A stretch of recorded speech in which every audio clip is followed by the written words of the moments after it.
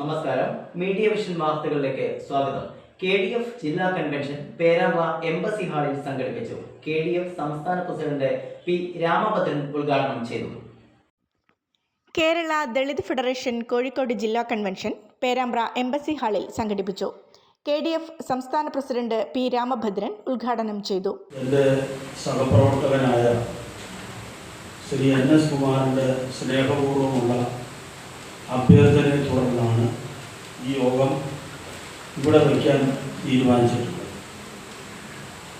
1997 ജനുവരി 26 Kerala Dalit federation കക്ഷി രാഷ്ട്രീയത്തിനും ഉപജാതി ചിന്തകൾക്കും അതീതമായി ഒരു പട്ടികജാതി പട്ടികവർഗ സംഘടന എന്ന നിലയിലാണ് ആരംഭിച്ചത്.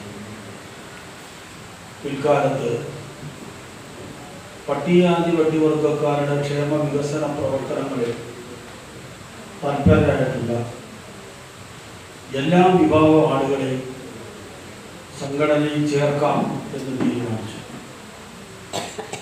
അങ്ങനെ നിരവധി ആളുകൾ ഈ സംഘടനയിൽ വന്നിട്ടുണ്ട്. അതിൽ 97 KDFിൻ്റെ രൂപീകരണ കാലം മുതൽ എൻ്റെ കൂടെ വന്ന മലപ്പുറം ജില്ലയിലെ പൊന്നാനിയിലെ അഡ്വക്കേറ്റ് U ഫസലുർ റഹ്മാൻ, അദ്ദേഹം KDFിൻ്റെ സംസ്ഥാന ജനറൽ സെക്രട്ടറിയായി.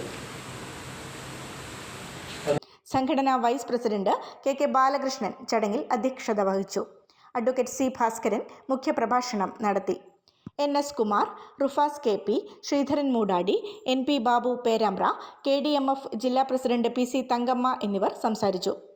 KDF ജില്ലാ വൈസ് പ്രസിഡന്റ് ദാമോദരൻ കോഴഞ്ചേരി സ്വാഗതം പറഞ്ഞ ചടങ്ങിന് ജില്ലാ സെക്രട്ടറി CK മണി നന്ദി പറഞ്ഞു.